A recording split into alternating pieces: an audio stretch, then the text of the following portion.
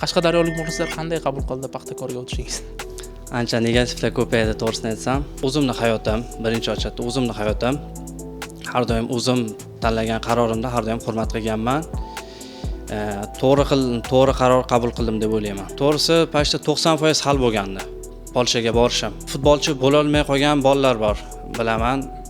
O'sha bolalarni endi maqsadimiz shu, o'sha bolalarni yana orzuyini amalga oshirish.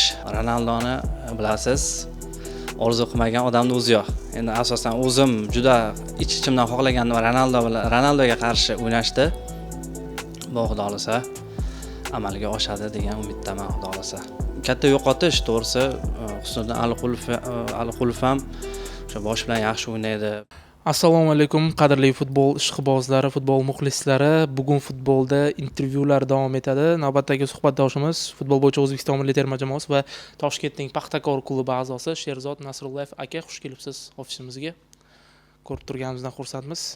Dastlabki savolim, Paxtakorga adaptatsiya qanday kechdi Sherzod aka? Avvalambor assalomu alaykum.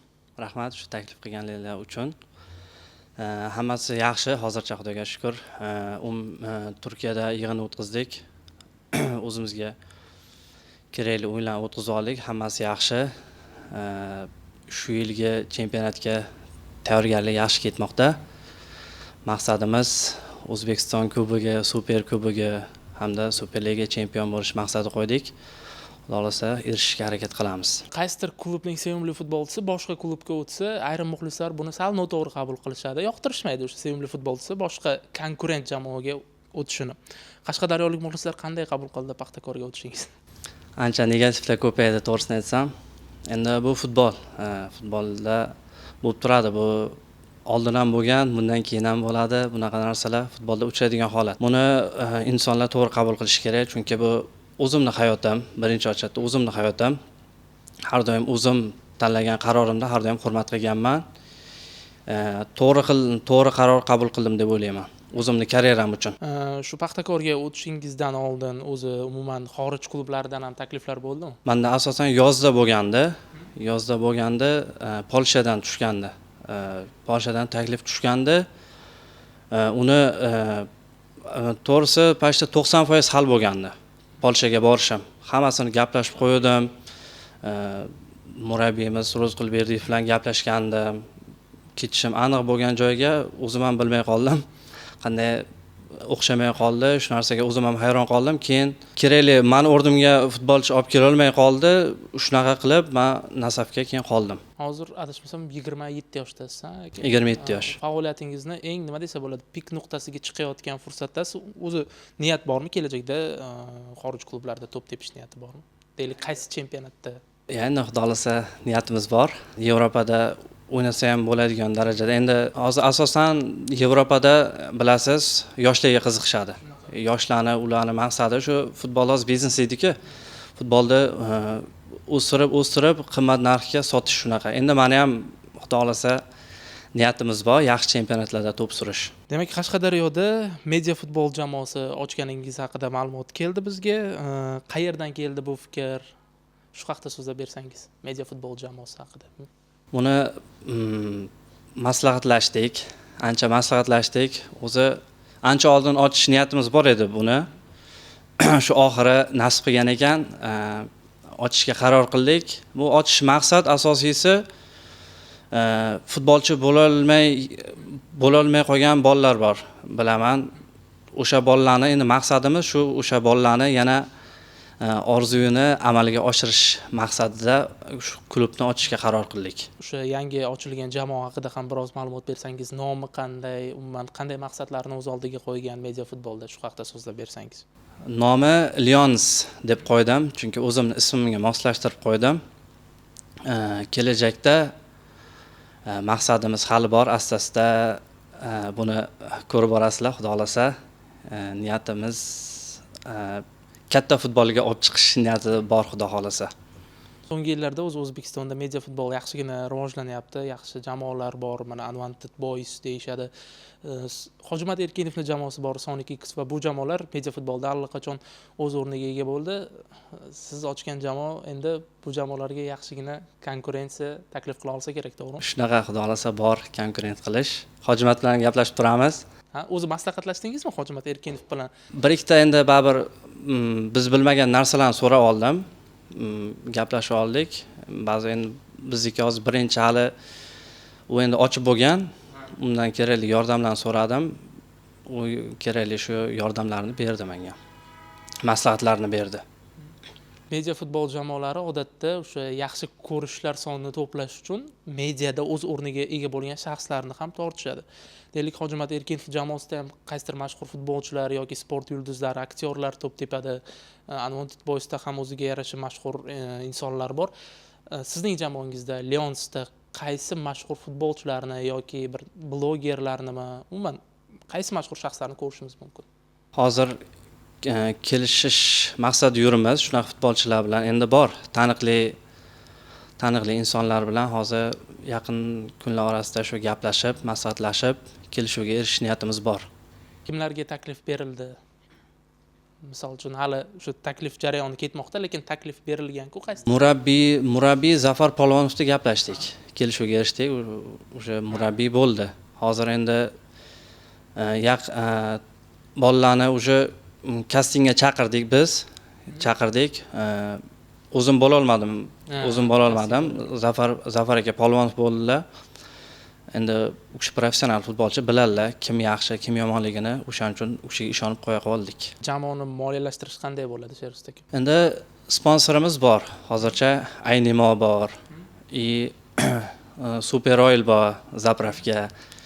O'zimizda xudo xolasa universitetimiz bor. Universitetimiz xudo xolasa ishga tushgandan keyin sponsorlik qilishni boshlaymiz. Demak, homiylar bilan ham allaqachon muzokaralar bo'lib, ijobiy yakunlangan, to'g'rimi?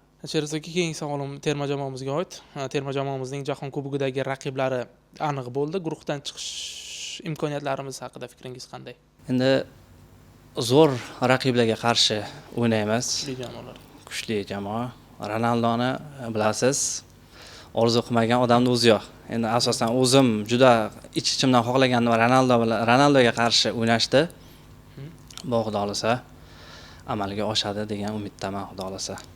Ronaldo chap qanotda ham yaxshi o'ynay oladi. Sizning qanotingizga ham odatda so'nggi vaqtlarda markazga qo'yilyapti Ronaldo, markaziy hujumda, lekin balkim taktika o'zgarish sizning qanotingizda ham tez-tez balkim nima deydi, duch kelib qolishingiz shunaqa bo'lishi mumkin.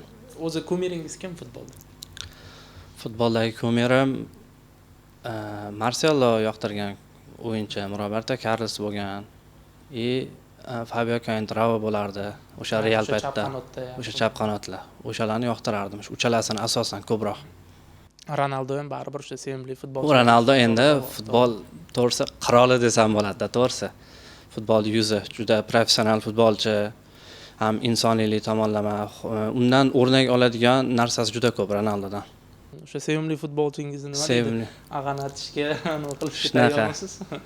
Ha, xudo xolasa. Husniddin Aliqulov jahon chempionatini o'tkazib yuborish haqida ma'lumot paydo bo'ldi. Undan tashqari Jaloliddin Masharipovning ham jahon chempionatini o'tkazib yuborish ehtimoli yo'q emas. Ularsiz mundialda qay darajada qiyin bo'ladi sizningcha? Endi har bitta yo'qotish katta yo'qotish bo'ladi. Shuncha paytdan beri bo'lgan, oldin yo'qotishlar ham bo'lgan. Endi bu katta yo'qotish, to'g'risi. Husniddin Aliqulov ham o'sha bosh bilan yaxshi o'ynaydi, ancha yordam tegardi. Jaloliddin Masharipov ham ancha foydasi tegardi jamoaga.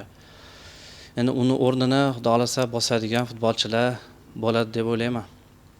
Bor, to'g'rimi? Sizning o'sha versiyangizga ko'ra bularni o'rnini bosa oladigan yaxshi futbolchilar bor, yetishmaydi.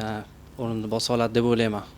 Fabio Cannavaro termamizda qanday o'zgarishlarni qila oldi deb o'ylaysiz? Bundan oldin ham boshqa murabbiylar bilan ishlab ko'rgansiz, Kapadze bilan, Katanets bilan. Cannavaro qanday o'zgarishlar olib kirdi sizningcha jamoaga? Cannavaro futbolchi sifatida bilasiz, top darajada bo'lgan, oltin to'p olgan. O'zi yaxshi. Endi murabbiy sifatida hali unchalik tanilishga ulgurmagan murabbiy.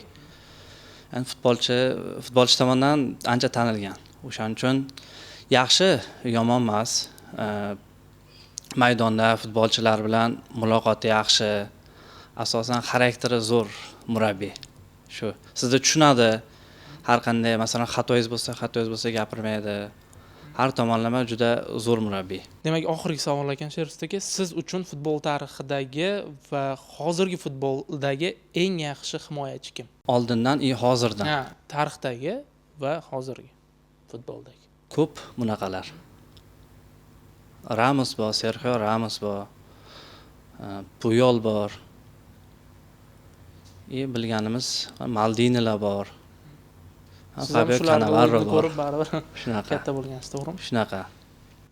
Sherust aka, endi blitz qismiga o'taman. O'z versiyangizga ko'ra jahon futbolidagi va o'zbek futbolidagi turli pozitsiyalarda, turli shu oyoqda, boshda o'ynaydigan futbolchilarni aytib chiqishingiz kerak.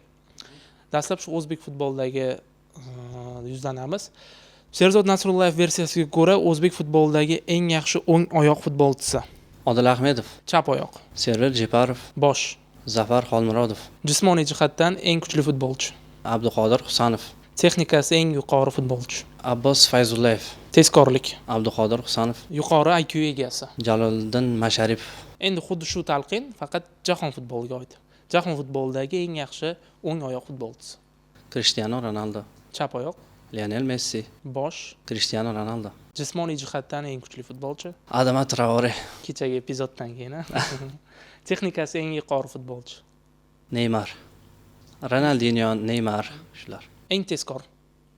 Kylian Mbappe, Eng yuqori shu IQ egasi. Toni Kroos deylik.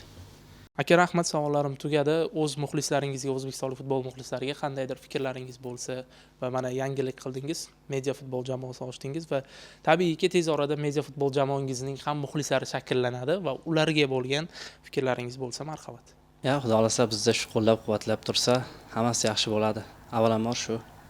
Biz harakatdamiz. Yangiliklarni kutib qolishsin. Yangiliklarni kutib qolishsin shunaqa. Rahmat. Rahmat aka, sizga ham ajoyib suhbat uchun.